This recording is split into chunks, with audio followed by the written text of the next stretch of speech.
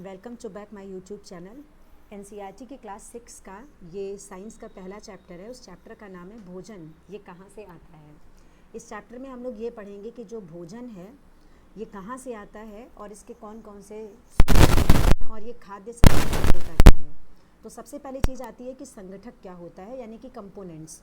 तो भोजन बनाने के लिए हमें कई चीज़ों की आवश्यकता होती है, जैसे कच्ची सब्जियां हैं, नमक, मसाला, तेल, पानी। इन सारी चीज़ों की हमें आवश्यकता होती है, इन्हें हम क्या कहते हैं, संगठक कहते हैं। फिर बात आती है कि जो खाद्य पदार्थ हम लोग खाते पीते हैं ये हमें कहाँ कहाँ से प्राप्त होते हैं। तो जिन जिन चीज़ों से हम अपना भोजन प्राप्त करते हैं वही हमारे क्या कहलाते हैं, खाद्य पदार्थ कहलाते हैं।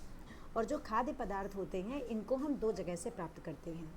या तो ये खाद्य पदार्थ हमें पौधों से प्राप्त होते हैं और या तो ये खाद्य पदार्थ हमें जानवरों से प्राप्त होते हैं। यानी जो खाद्य पदार्थ है, इन खाद्य पदार्थ को प्राप्त करने का हमारे पास केवल दो ही ऑप्शन होता है।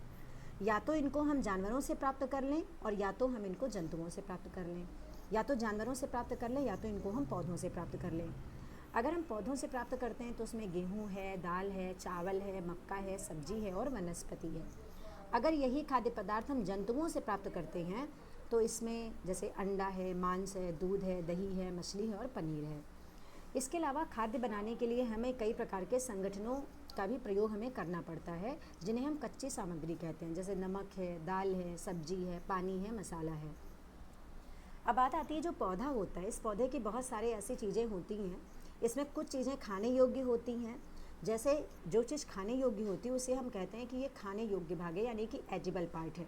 जैसे कुछ पौधों की जड़ों को हम लोग खाते हैं, कुछ के तने को खाते हैं, कुछ के फल को खाते हैं, कुछ के फूल को खाते हैं और कुछ के पत्ते को खाते हैं। ये सारी चीज़ें खाने योग्य होती हैं। अगर पौधों के भागों को देखा जाए तो जैसे आलू, तो आलू का क्या खाया जाता है, तना खाया जाता है। मूली की जड़ भी खाई जाती है और पत्ते भी खाते हैं। जड़ को भी हम खा सकते हैं मूली के रूप में और पत्ते को हम ले सकते हैं सैलेड के रूप में।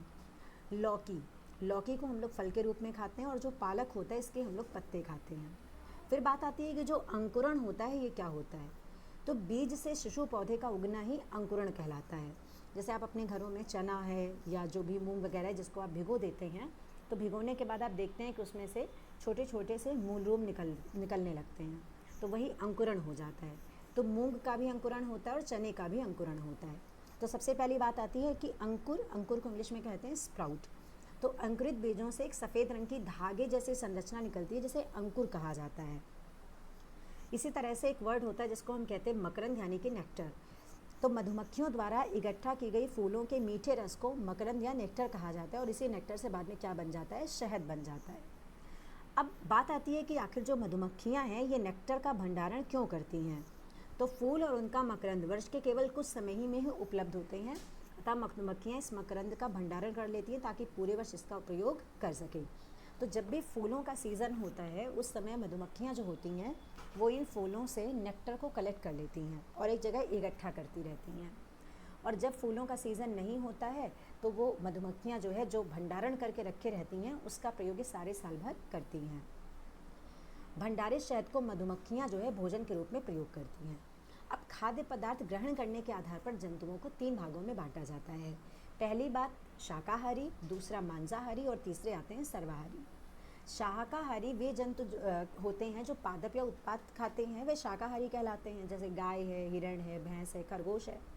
जबकि मांसाहारी वे जंतु जो केवल जंतु या जंतु उत्पादों को खाते हैं उन्हें हम मांसाहारी कहते हैं।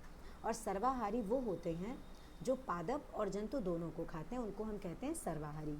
तो आज की क्लास के लिए इतना ही। कल की क्लास में जब हम लोग मिलेंगे तो वहाँ पर हम लोग और जो टॉपिक्स हैं उनको डिस्कस करेंगे, आगे के क्वेश्चन आंसर को। बने रहिए हमारे चैनल के साथ। Thank you so much. Have a nice day.